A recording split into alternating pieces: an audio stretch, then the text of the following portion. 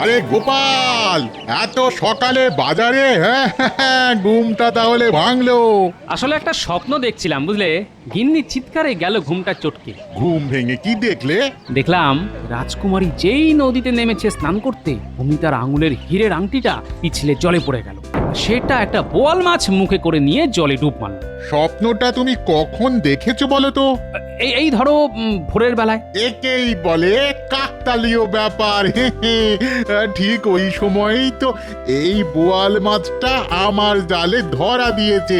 নিয়ে দেখতে পারো, বলা তো যায় না, এটাই হয়তো সেই বোয়াল মাছটা হবে। হ্যাঁ, যে যে তোমার স্বপ্নে পাওয়া রাজকুমারীর আংটিটা নিয়ে পালিয়েছে। হিরে যদি পাও তবে দেখিয়ে যেও কিন্তু, নইলে বড় দুঃখ পাবো। সে মাছ দেখেই বুঝেছি। হ্যাঁ, গিন্নি তোমার কাছে আসলো বলে।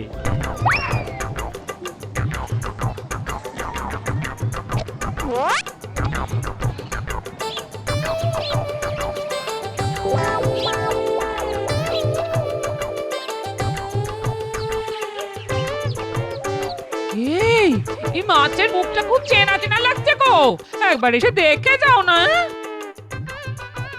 হ্যাঁ, আমারও তখন থেকে খুব চেনা চেনাই লাগছিল। কি বলো তো? আয়নায় একবার নিজের মুখটা দেখে এসো, চিনতে পারবে। হ্যাঁ, চিনেছি। একদম আমার মতো তো, কিন্তু এ মাছের পেটে যে গুপ্তধন আছে সেটা জানো কি? মাছের পেটে গুপ্তধন? তাহলে তোমার পেটেও গুপ্ত কিছু আছে, কেটে দেখতে হয়। আরে কাটোই না, কিছু না কিছু তো পাবেই। এটা মাছ না মুরগি কিনেছো? এত ডিমওয়ালা মাছের কোনো স্বাদ হয়? আচ্ছা, মাছের ডিমের বড়া কি খেতে খারাপ? হ্যাঁ, আজ বেশ জমিয়ে রাঁধো দেখি, জমিয়ে খাই। কিন্তু গুপ্তধন সেটা কোথায় গেল? মনে হয় পুকুরের জলে রোজ কয়েকশো করে ডুব মারলেই একদিন না একদিন নিশ্চয়ই পাবো। আজ দেখি কয়েকটা ডুব মেরে গুপ্তধন পাই কিনা। কয়েকটা দিন ভালো ছিল লোকটা, মাথাটা এবার বোধহয় সত্যি বিগড়েছে। বলে কিনা মাছের ডিমের ঝোল রাঁধতে খেয়ে পেট ছাড়বে, পেট। আমি কি করব? যাক, যতবার খুশি ততবার যাক। তার উপর নাকি পুকুরে কয়েকশো বার ডুব মারবে, তারপর ভাল্লুকের জ্বর নিয়ে তো কাঁথা মুড়ি দিয়ে শুয়ে থাকবেন। সেবা করতে গিয়ে মরবো আমি? না বাবা না, আমি এত কিছু করতে পারবো না। এলে রেখে যেদিকে দু চোখ যায় সেই দিকে চলে যাব। হ্যাঁ,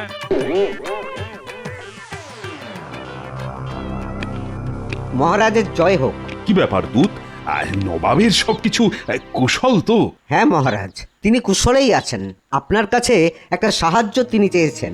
আমাদের নবাবিতে অনেক প্রাচীন ধ্বংসাবশেষ আছে, সেই রকমই একটা পুরাতন প্রাসাদ মেরামতি করতে গিয়েই এই নকশা তিনি পান। তার খুব আশা যে আপনার এই গোপাল ভাঁড়ই এই নকশার পাঠ উদ্ধার করতে পারবে। এমন ভাষায় লেখা যে কেউ পড়ে উঠতে পারেনি, তাই তিনি গোপালের সাহায্য চেয়েছেন। অবশ্যই যদি আপনি তা অনুমোদন করেন, এই নিন সেই গোপনীয় নকশা। এই নাও গোপাল নকশা।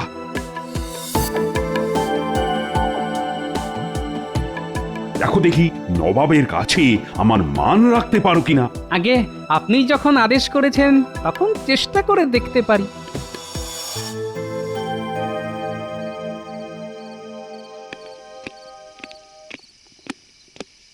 বলো, তোমার জন্য কি করতে পারি?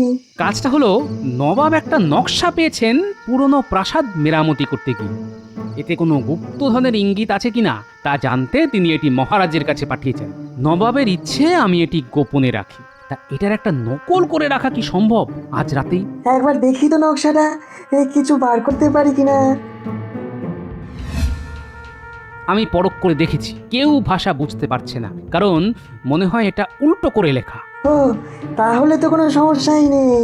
মোমের উপর ছাপ তুললেই আসল লেখাটা বেরিয়ে আসবে। তুমি আয়নাটা আনো তো, ওইখানে আছে। হ্যাঁ, আনছি।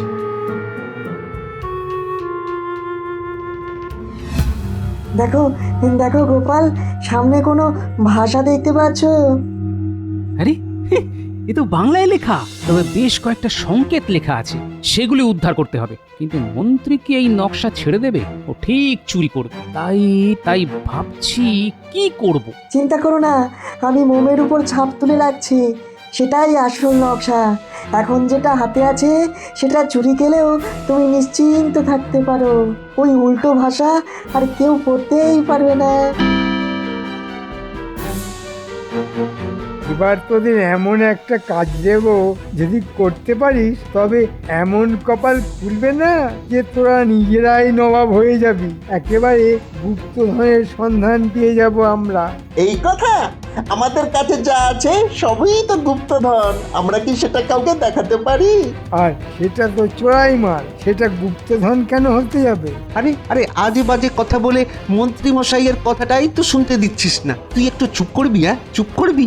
হ্যাঁ, যা বলছিলাম, গোপালের কাছে নবাবের পাঠানো নকশাটা আছে, ওটা চুরি করতে হবে। পারবি তো? একদম নিশ্চিন্ত থাকুন মন্ত্রী মশাই, নকশাটা আজ রাতের মধ্যেই আপনার হাতে চলে আসবে। হ্যাঁ, গোপাল, এই নাও তোমার নকশা। এটা আর এখন কোনো কাজে লাগবে না, আসলটা আছে মোমের ছাপের উপর। তাহলে নবাবের পাঠানো নকশার আর কোনো কাজ নেই, তাই তো? তাহলে ওইটা নিয়ে যাও। কখন কোনটা কাজে লাগে তা তো আগে থেকে বোঝা যায় না। যাও যাও। এবার আর কি পায়ের উপর পা তুলে আরাম করব। ঘটা, তুই এবার একটা বিয়ে করে ফেল, আর তো চুরি জচ্চুরি করে খেতে হবে না। বিয়ে করে সংসার কর, দেখবি কি মজা। বাজে কথা ছেড়ে যে কাজে এসেছি সেটার দিকে মন দে। হ্যাঁ, এমন ভাবে গোপালের ঘরে ঢুকতে হবে গোপাল যেন টেরই না পায়। ধুর, টের না পেলে চুরি করে কোনো মজাই নেই, বুঝলি?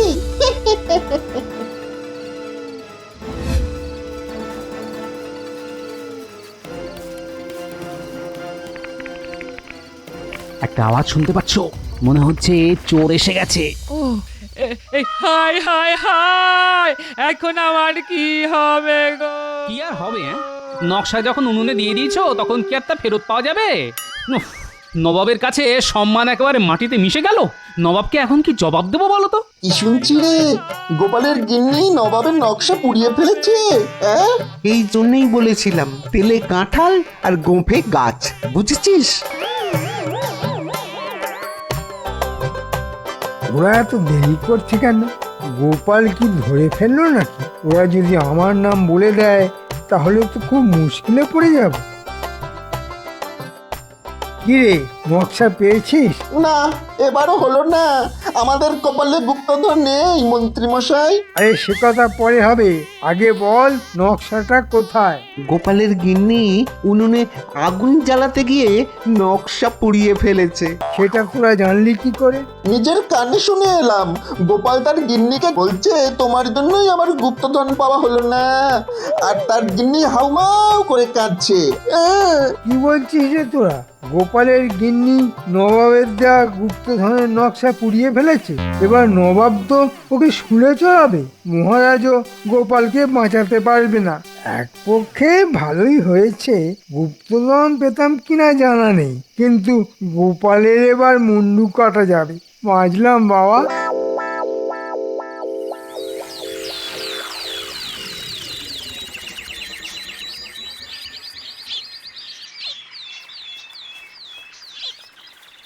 কি বিজ্ঞানী, এত সকালে? নাও, তোমার মোমের নকশা হয়ে গেছে। গোপাল, এটা কিন্তু জল ভর্তি গামলার মধ্যে রাখতে হবে, নইলে গলতে শুরু করলে কিন্তু ছাপ উঠে যাবে, পড়তে অসুবিধা হবে। হ্যাঁ, কাল রাতে চোর এসেছিল, ভাগ্যিস আপনার কাছে রেখে এসেছিলাম।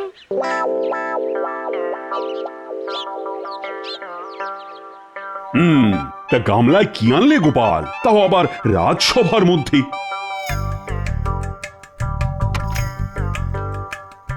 একটা মাছ মহারাজ, আপনাকে দেব বলে নিয়ে এসেছি। ইয়া বড় একটা বোয়াল মাছ, যার মধ্যে রাজকুমারী হীরের আংটি থাকলেও থাকতে পারে। তা বলে একেবারে রাজসভায় আনার কি দরকার ছিল?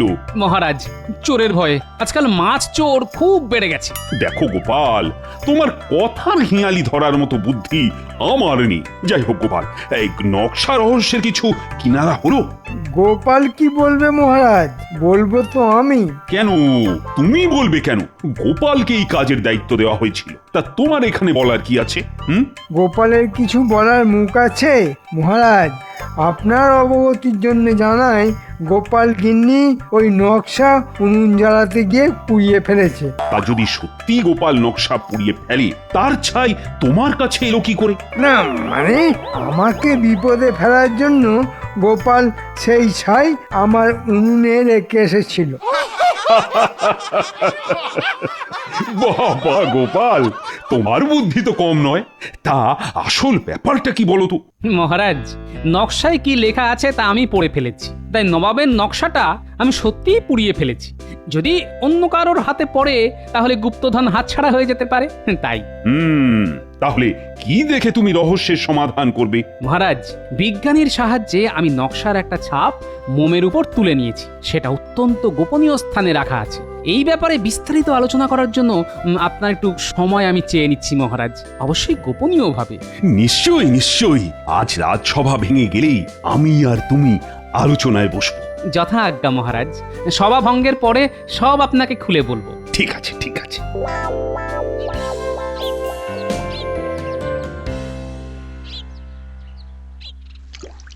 মহারাজ, এই নকশাটা আসলে একটা হেঁয়ালি, উল্টো করে লেখা খাঁটি বাংলা, কিন্তু উল্টো বাংলা পড়া কারোর পক্ষেই সম্ভব হয়নি।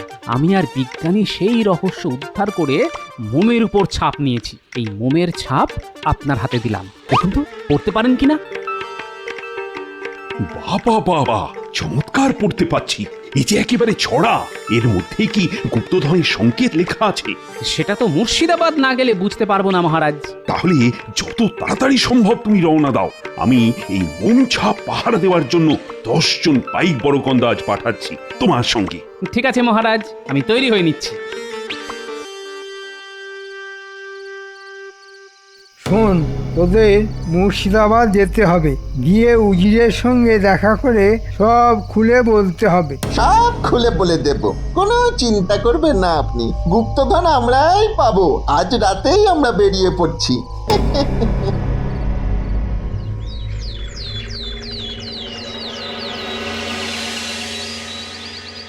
আগে উজির সাহেব, আমাদের কৃষ্ণনগরের মন্ত্রী আপনার কাছে পাঠিয়েছেন।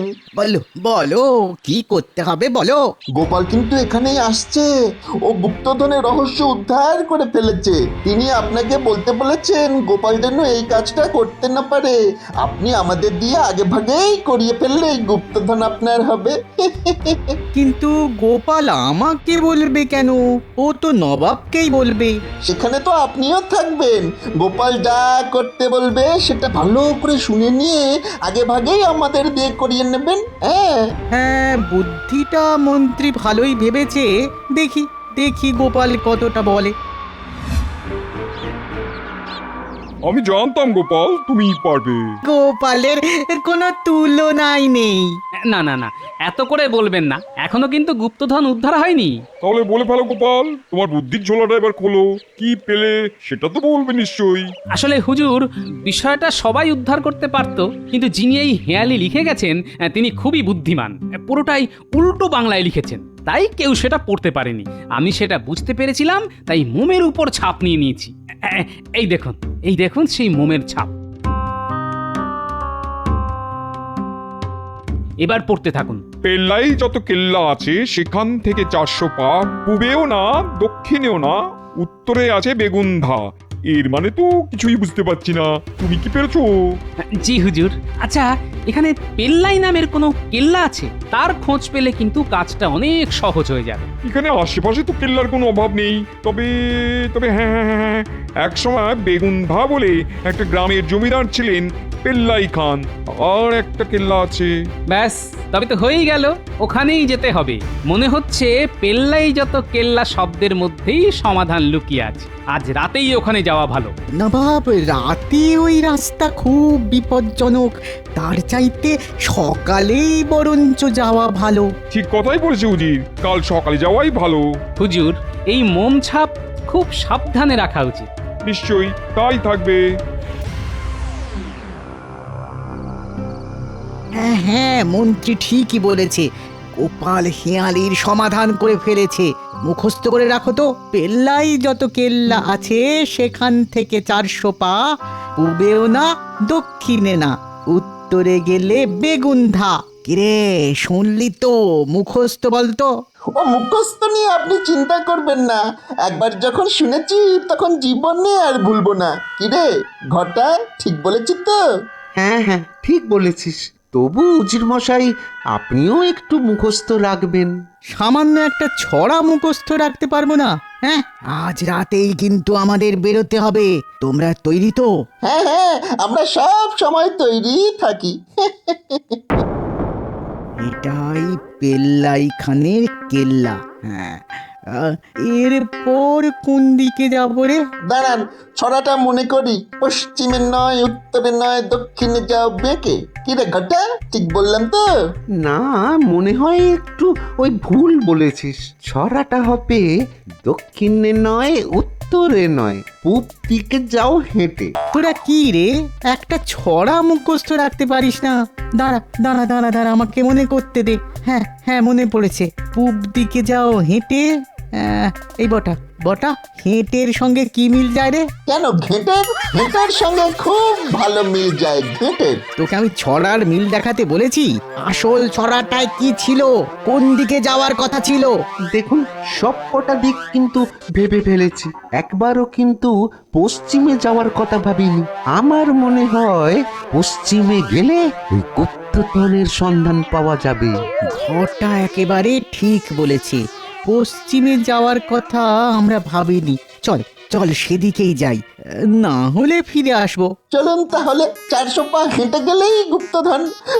ভাবতেই আমার এত আনন্দ হচ্ছে না, তা কি করে আপনাকে যে বোঝাই উজির মশাই। আরে আরে, কত দূর!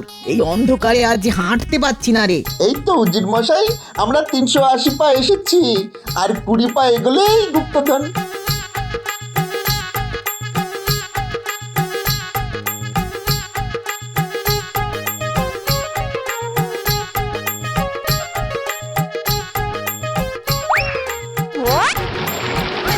ওরে ওরে মারে, ও বটা বটা রে, বটা আমায় ধর।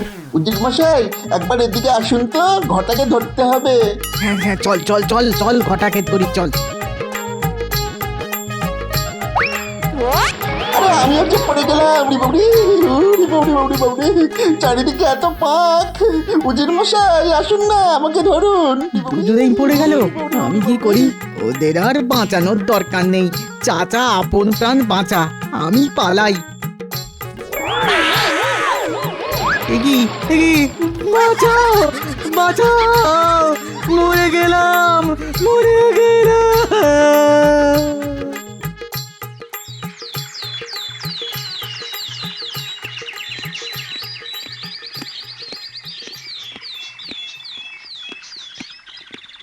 উজিরকে কোথাও খুঁজে পাওয়া যাচ্ছে না। চলো গোপাল, আমরা রওনা হই। উজির সম্পর্কে যা ভেবেছিলাম সেটাই বোধহয় সত্য হলো। হুজুর, এই তাহলে পেল্লাই খানের কেল্লা। হ্যাঁ, এটাকে সে নামেই ডাকা হয়। চলুন হুজুর, কেল্লার একেবারে সামনে গিয়ে দাঁড়াই। সেখান থেকে 400 পা যেতে হবে। ছড়াটা মনে আছে তো? পূবেও না, দক্ষিণে না, উত্তরেতে বেগুনধা। হ্যাঁ হ্যাঁ, ঠিক তাই ঠিক তাই। আসলে এই গ্রামটার নাম বেগুনধা। একসময় এখানকার রাজা ছিলেন পেল্লাই খান নামের এক জমিদার। তার ছিল প্রচুর ধনরত্ন, কিন্তু তার মৃত্যুর পর সেই রত্ন বা বিপুল মোহরের ভান্ডার কিছুই খুঁজে পাওয়া যায়নি। তাই সকলের ধারণা কোন গুপ্ত স্থানে তা লুকোনো আছে। এবার সেই রত্ন ভাণ্ডারের খোঁজে আমরা এগিয়ে যাই। চলুন, এক পা করে আমরা 400 পা উত্তর দিকে এগিয়ে যাই। কিরে ঘটা, এখনো বেঁচে আছিস ভাই? আমার চারিদিকে পচা জলের পাক। উফ, কি দুর্গন্ধ রে বাবা রে। আর দুদণ্ড থাকলেই মনে হচ্ছে মরে যাব। আমারও সেই অবস্থা রে বটা। আমরা একটা কাদামাটিতে পড়ে আছি, কারো সাহায্য ছাড়া আমাদের ওঠার কোনো উপায় নেই রে। বাঁচাও বাঁচাও বাঁচাও, কে কোথায় আছো? আমাদের বাঁচাও। গোপাল, আমরা ঠিক কপা হেঁটে এলাম? একদম 400 পা। এবার যেখানে আছে বেগুনধা থেকে 100 পা বেঁকে বাম দিকে যাও চলে, দেখতে পাবে জলে একটা মস্ত মাছ, গুপ্তধনের আঁচ। নবাব বাহাদুর, এবার আমাদের 100 পা বাঁদিকে যেতে হবে। সেখানে নিশ্চয়ই কোনো পুকুর আছে, আর সেখানেই আছে গুপ্তধন। চলুন বাঁদিকে এগোই, মাত্র 100 পা।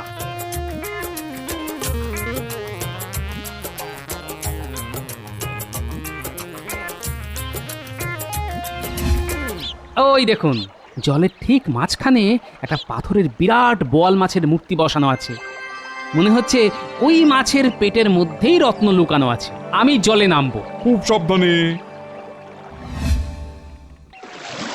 ঘটা, তোর জন্যই এমনটা হলো। তোর কথাতেই পশ্চিম দিকে হেঁটেই আমাদের এই দশা হলো। হুজুর, এই বোয়াল মাছের মূর্তিটা আসলে একটা পাথর, নিচটা মাটিতে গাঁথা, ওপরে মাছের মূর্তি বসানো হয়েছে। দেখুন, বোয়াল মাছের মুখে হাত ঢোকালাম, এই এলো রত্নের 2-1 টুকরো। তার মানে এখানে গুপ্তধন আছে। আপনি লোক লাগিয়ে এই বোয়াল মাছের মূর্তিটাকে পাড়ে নিয়ে যান হুজুর। তোমার জন্য চিন্তা হচ্ছে, তুমি আগে পারে এসো।